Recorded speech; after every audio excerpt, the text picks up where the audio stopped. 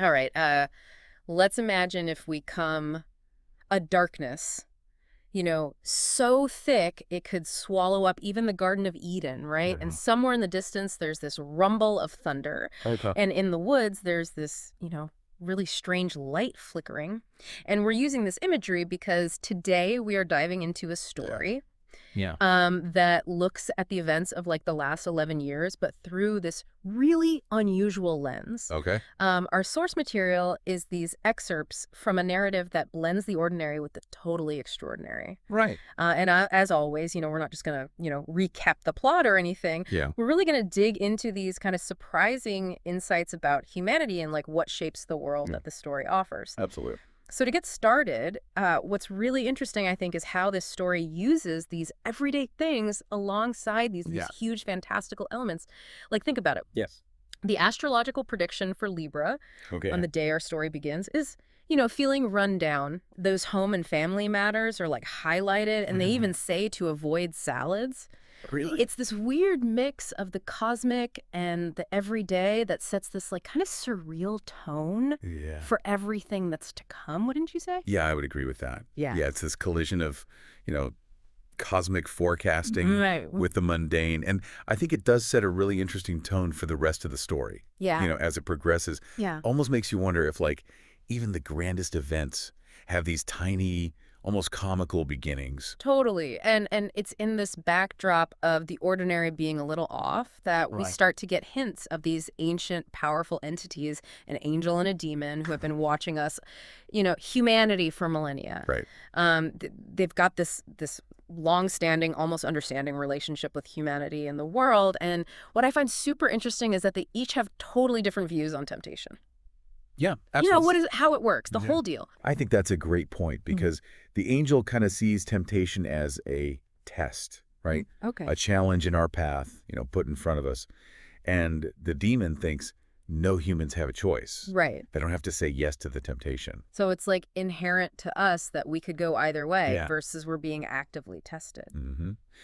And so I think as we go through this story, one of the questions for you as a listener is to think about, are we primarily beings who are being tested, or are we truly free agents navigating all these choices? Yeah, so the story itself really kicks off with this big arrival of a baby. Oh, wow. But not just any baby. This baby has a very long title. Okay. The adversary destroyer of King's Angel of the bottomless pit great beast that is called Dragon Prince of this world, Father of Lies, Spawn of Satan, and Lord of Darkness. Whoa. Quite the introduction. That's a mouthful. And the scene of this grand arrival is absolute chaos. At the hospital, I imagine. Yeah, at the hospital. It's just chaos. So we have Sister Mary Loquacious, who is a Satanist nun with a very specific mission. Right. And then we have Mr. Young, who is the expectant father. Okay. And he's caught in the middle of these unexpected twins. Twins. Yeah. There's a lot of hurried and contradictory explanations of parentage. Right. So who are the parents? Exactly. And it sounds like nobody really knows. Nobody really knows. And I would think that it would be interesting for you to consider that humor in this scene, it's not just for laughs. Yeah.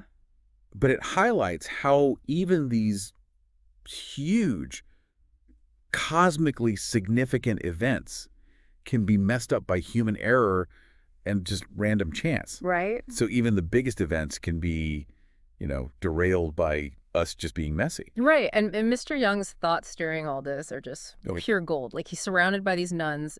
He sees the two babies, and he's just in disbelief. Okay. And he thinks to himself, they're good people, of course, but not entirely compos mentis. Oh, wow. And then he, has a flashback to a Ken Russell film. Really? Which is just hilarious. Yeah, I think that's so effective. It's like grounding this really apocalyptic setup in something very ordinary and relatable. Exactly. We think about these grand events, but in the end, we're all human, even when faced with these huge, destinies.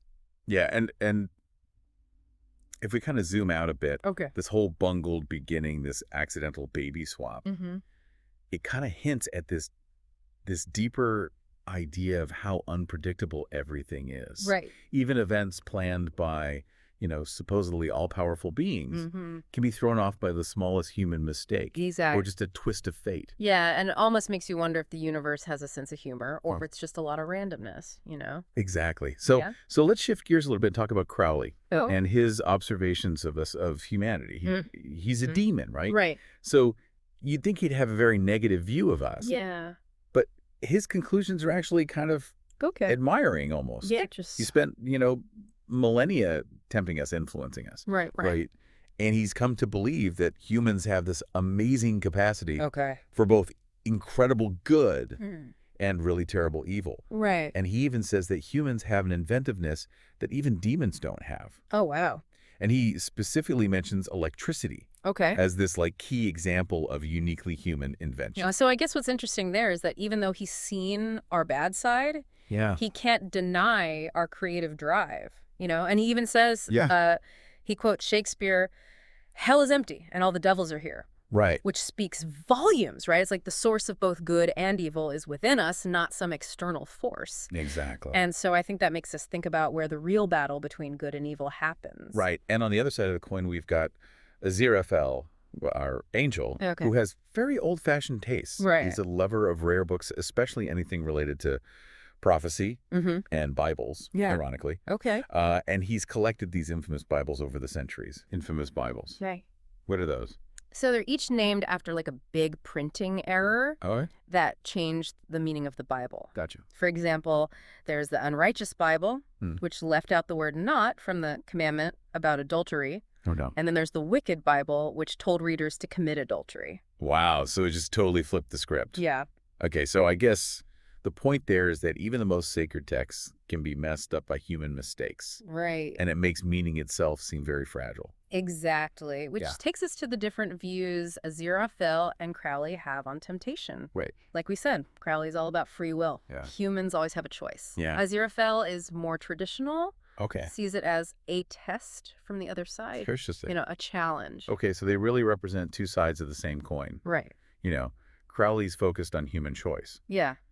Aziraphale's looking at this framework of divine will and tests. Yeah. And I think it makes you think about your own life. Do you feel like you're navigating a bunch of tests, or are you making your own decisions? Exactly. And now the story kind of throws in this seemingly unrelated storyline. Yeah. We meet a woman named Scarlett whose truck breaks down in a remote location called Kaunda, and she has to find someone to fix it. Okay. So at this point, it feels kind of disconnected from the main plot. Right.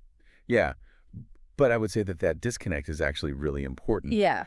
Because even with angels and demons and the fate of the world hanging in the balance, somebody's truck still breaks down. Right. And life goes on. Right. It's a reminder that, even with these huge forces at play, life, with all its little details, still continues. Yeah, and then we're introduced to Dr. Raven Sable. Okay. And his ethically challenged food empire. Oh, okay. I'm talking brands like CHO, Snessy Kess, and this really disturbing creation called Meals. Meals. Yeah. What is that? It's food engineered with an insane amount of sugar and fat. It's actually designed to make you obese and malnourished at the same time. Really? Which is that's pretty devious. Really messed up. Yeah. But he just loves this paradox. So I think this is really a commentary on modern society. Right. Sable created meals for profit. Yeah. But it's going to hurt people. Right. And so it makes you think about the evil that can be hidden in plain sight in our everyday lives. Exactly. And then he has this really unsettling encounter with a fan named Cheryl. Okay. He signs her book with this Bible verse, Revelation 6.6. Revelation 6.6. Okay. And it talks about a measure of wheat for a penny, barley for a penny, but don't hurt the oil and wine. That's really interesting. Yeah, kind of ominous, right? Yeah, I think that verse adds this layer of kind of foreboding, and it connects Sable's actions to these themes of imbalance and potential disaster. Right. It's very subtle, but it's there. Yeah. And then we meet this almost ghost-like character. Okay. Mr. White. Mr. White. Okay. And he's been this quiet, almost invisible, but incredibly important influence behind these big inventions. Right. I'm talking the petrol engine plastics. Wow. Even the ring pull he's easily overlooked and forgotten. Right. But his impact on the world has been massive. Yeah, so he kind of represents those hidden forces that shape history. Oh, yeah. He's like the quiet influence behind so much of our lives. Exactly. So going back to Crowley, Okay. he really hates it when Satanists try to blame hell for everything bad that happens in the world. He's convinced that the really, inventive evil and the truly profound good comes from inside the human mind. So he's saying that we're the source, Exactly. not some outside force. Yeah. Interesting. And then he remembers the baby swap. Okay. And he remembers these two characters involved. Right. A really loose-headed Satanist nun. Oh, wow. And a man with a pipe and this truly awful zigzag cardigan. Oh, no, not a zigzag cardigan. It's just funny, right? Yeah. It's like even these super important demonic plans can be messed up by these random humans. Exactly. And then we get this little clash of cultures. Okay. When Aziraphale, who's like stuck in the 1950s, meets Anathema Device. Anathema Device. Yeah, okay. Who is very much a product of the modern world. Right. And Aziraphale just looks at her and says something about her tartan straps. Oh, wow. So it's this clash between old and new. Yeah, it's funny, but it also shows how different people's perspectives can be, even when they're all caught up in this crazy situation. Yeah, and Anathema is trying to figure out the prophecies of this 17th century witch, Agnes Nutter. Okay. And she's starting to think that Agnes was a bloody-minded old bitch with a mean sense of humor. Wow. Which can't be helping her decipher anything. Yeah, I can imagine. So it's like trying to understand the future. Right. Through the eyes of someone from a very different time. And who might have been messing with us. Right, and then in this sudden burst of violence, Aziraphale and Crowley arrive at a location and are immediately shot. What? Yeah. Okay, that came out of nowhere. It's really jarring, but also kind of funny. Right, it reminds us that even supernatural beings aren't invincible. Exactly. And that things are really unpredictable right now. Yeah. And now we get to see this transformation of Mary Hodges, who was Sister Mary Loquacious. Oh, right. Remember, yeah. She's left alone in a damaged building. Okay. And she has to deal with, like, builders, finances, all this practical stuff. And she finds out that she's actually really competent. Wow. And her taste in magazines totally changes. Oh, really? How so? She goes from romance and knitting to orgasms and mergers. Wow. What a change. It's quite the shift. Yeah, it makes you think that maybe we all have hidden talents. Right. That we just need the right circumstances to discover. Yeah, and then there's this corporate team-building event with paint guns that Crowley is watching, and it's called Silly Buggers. Silly buggers. Okay. Yeah. But this guy, Nigel Tompkins, who's like the assistant head of purchasing, takes it way too seriously. Oh, really? He sees it as this like literal corporate jungle where you have to hunt down your colleagues. So it's like a satire of office life? Exactly. And that cutthroat ambition. Yeah. Okay. Interesting. And even though Crowley's a demon, he hates using his powers. Well, really? Especially shape-shifting. Why is that? He's worried he'll forget how to change back.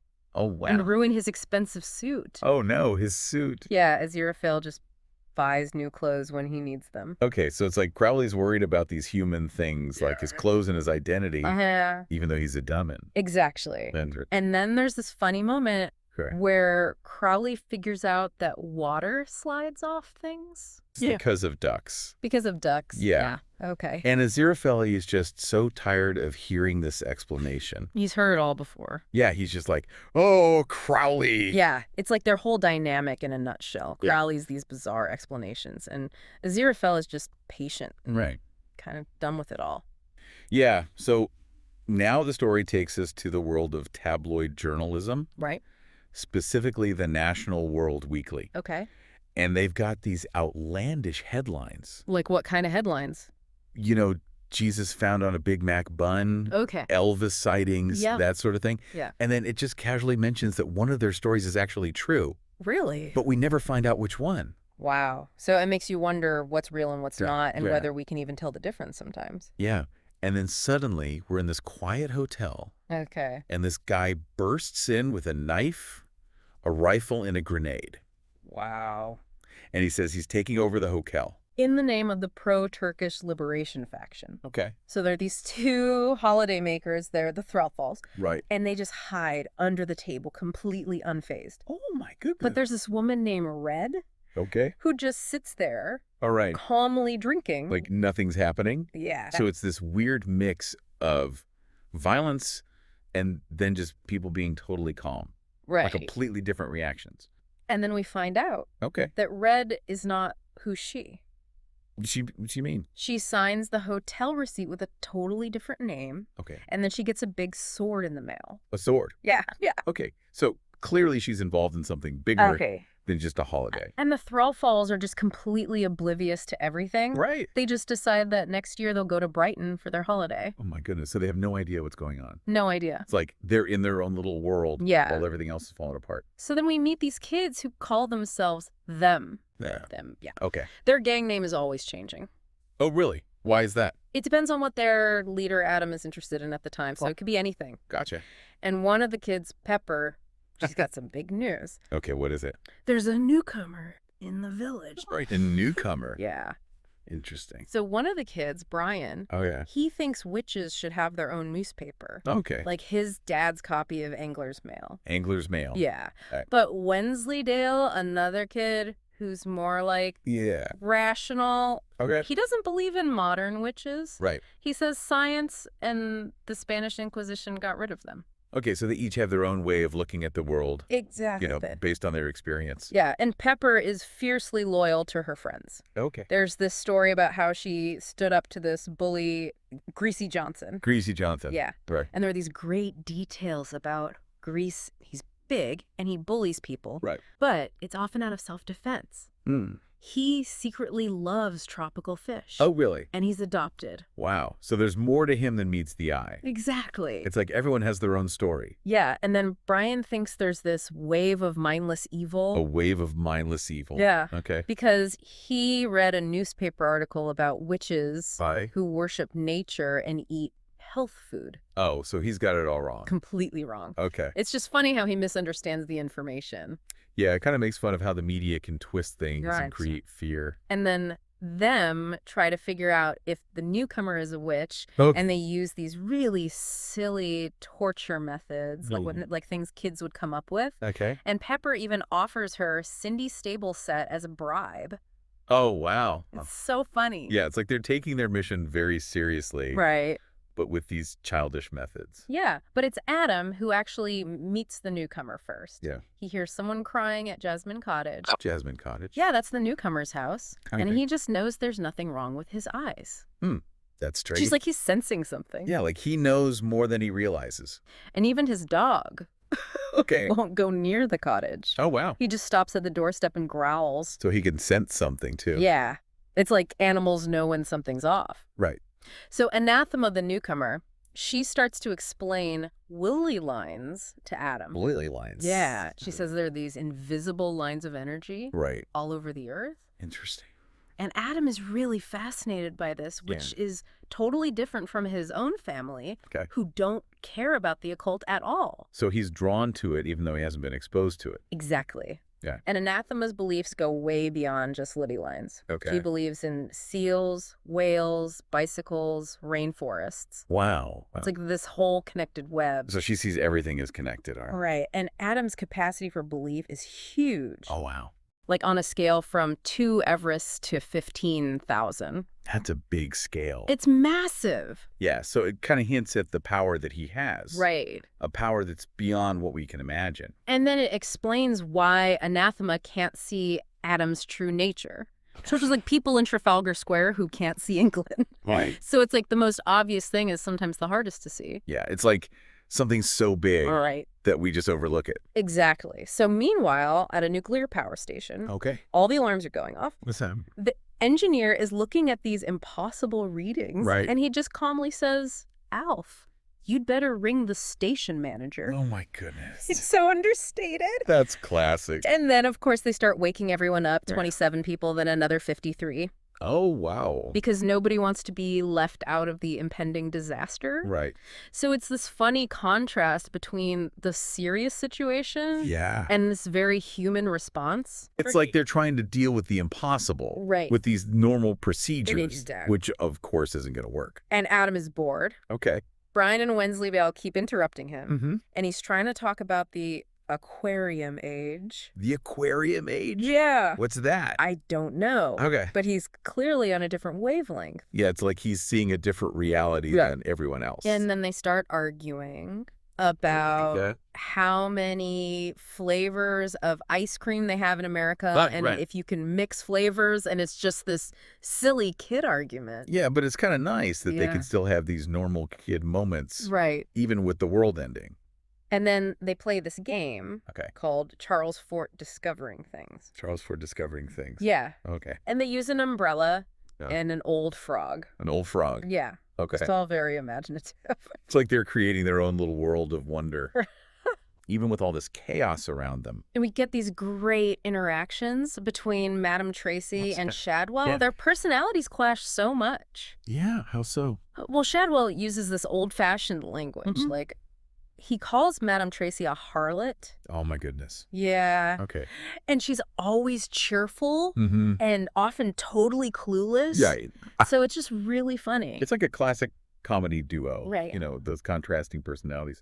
And then Shadwell starts getting all these phone calls from both Aziraphale and Crowley telling him to get ready for something. Yeah. But Madame Tracy thinks it means Shadwell has a little army. A little army. Yeah. She's so sweet, but so wrong. Yeah, so everything's getting very mixed up. And nobody seems to know what's really going on. And then there's this really weird delivery man who signs for his own parcel.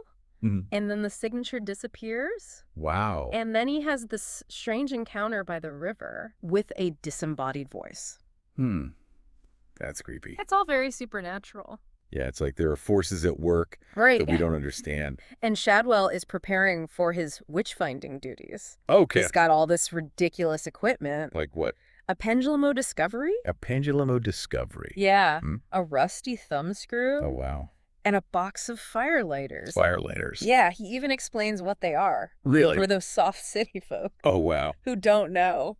That's so funny. It's just so funny. Yeah, it's like he's stuck in a different time right. with these old-fashioned methods. Exactly. And Newt has this strange encounter with these little aliens. Aliens, all right. And they're like super environmentally conscious. Oh, really? Yeah, they're criticizing our CO2 emissions and consumerism. So they're not happy with us? Not at all. Okay. It's very unexpected. Like a whole other layer to the story that we didn't see coming. And Anathema has lost Agnes Nutter's Book of Prophecies. What? Yeah. Okay. But she has this huge concordance. A concordance. Yeah, it's like a cross-referencing system for all the prophecies. Right. And there's this one excerpt that's really cryptic. It talks about Crocus. Okay. Green men. Green men. Yeah. All right. Pluto's sinking lands, rising whales, South America being green iron horses. So it's like a jumble of clues about the end of the world. And it's pouring rain. Okay. But Shadwell's worried about Newt, so he goes out to find him. Even though he hates going out in bad weather. Yeah, it's actually kind of sweet.